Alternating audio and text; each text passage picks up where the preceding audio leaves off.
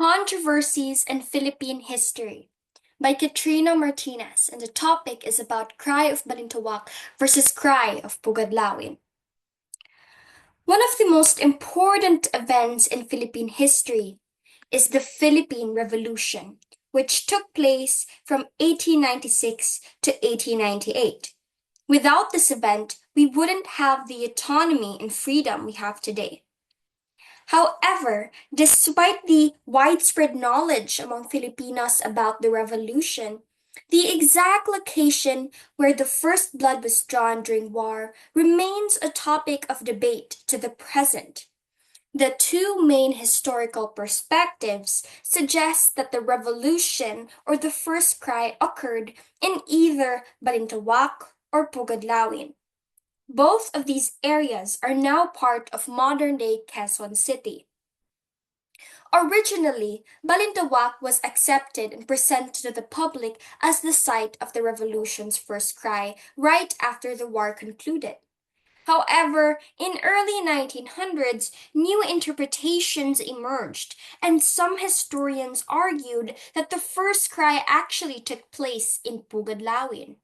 This debate sparked extensive discussion among historians for years, until the government officially recognized Pugadlawin as the location in the 1960s. Still, however, discrepancies remain, and debates did not stop, as Pugadlawin was considered a part of the larger Bantawak area during the war. Now the question arises, was the location changed or updated to Pugadlawin for the sake of specificity? A short background on these locations might provide clarity. During the revolution, Balintawak's boundaries were vague, with clearer borders only established after the war. Balintawak was eventually divided into smaller areas and Pugadlawin became a separate location on its own. So, should we adhere to the original, more general area of Balintawak, or should we trust the more specific designation of Pugadlawin?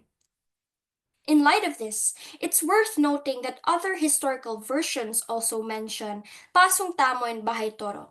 Both areas are also within Quezon City as potential locations of other historians as the first cry.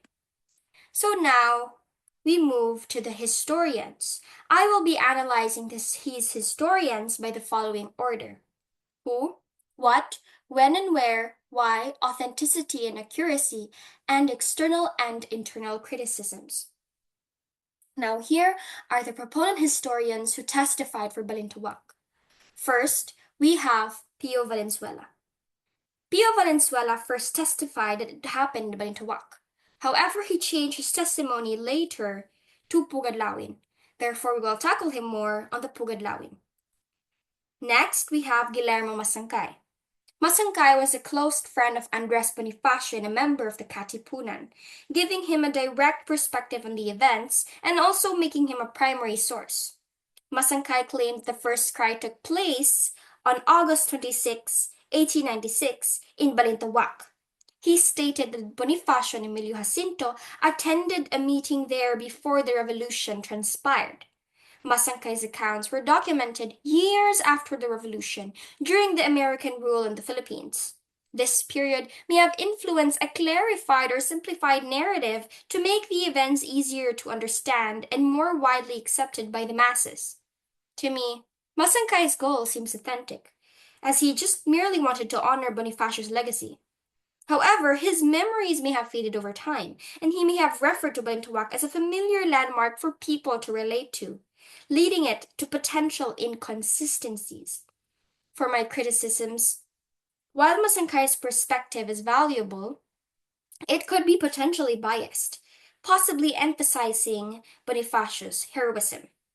Though internally consistent, Masangkay's version of events is questioned by other accounts that suggest that he may have overstated Bonifacio's role or influence in the war.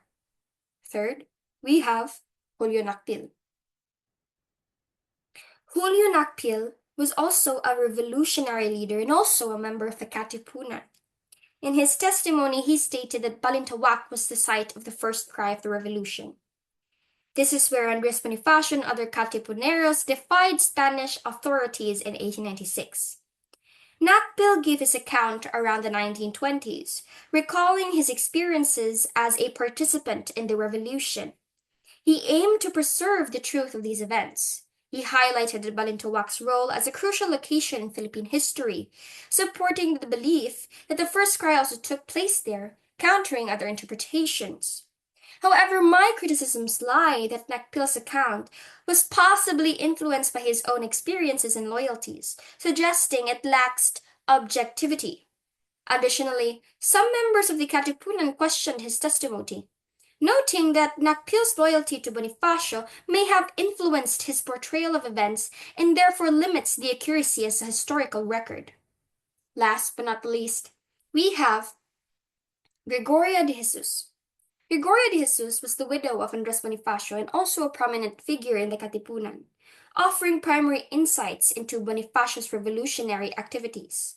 However, she was not present during the first cry. Her accounts point to the general area of Balintawak as a gathering place for early revolutionary meetings, but she does not specify the exact location within Balintawak. Her recollections were recorded years after the revolution, mainly through interviews. Her motivation appears to honor Bonifacio's legacy, though her accounts lack precise details once again on the location. So, for my criticisms, while her perspective is authentic, it is less useful for identifying the exact site of the first cry, as again, she was not present during the war.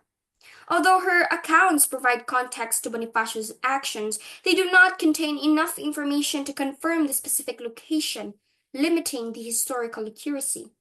She may have also harbored potential bias due to her romantic connections to Bonifacio.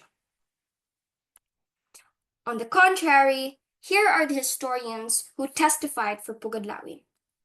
First, and once again, we have Pio Valenzuela.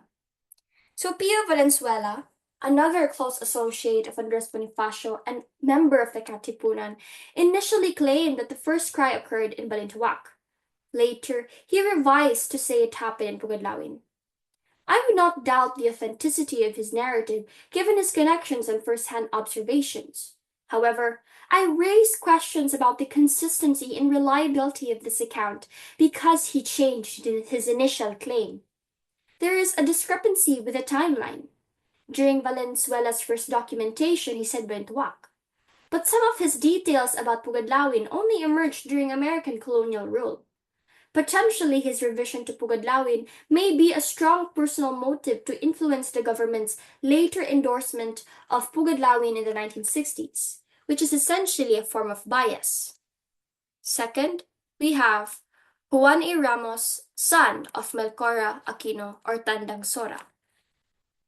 Juan Ramos claimed that the Pugadlawin was the site where Bonifacio and other Katipuneros gathered and tore their cedulas to signal the start of the revolution. He claimed that meetings prior to the war happened in Pugadlawin. His family's close tie to the Katipunan, including his mother's role as mother of the revolution, adds weight to his account.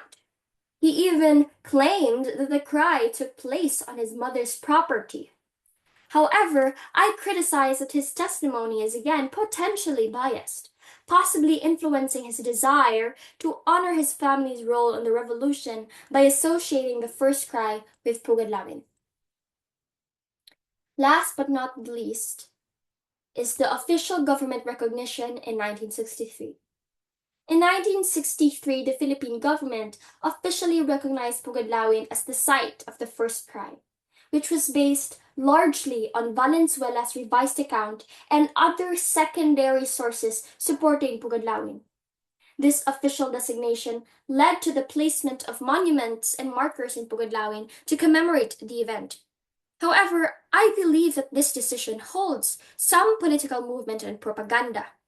Affirming and finalizing Pugadlawin as the area relied on retrospective accounts rather than solid evidence from the revolutionary period. I see that the decision of the government may have been as a means of settling the debate between historians rather than providing more definitive historical proof. So, for my conclusion, during our debate, I represented Balintawak's side and therefore had to defend that perspective despite my personal beliefs. However, I think that historically, both Balintawak and Pugadlawin are technically correct, but depending on the context.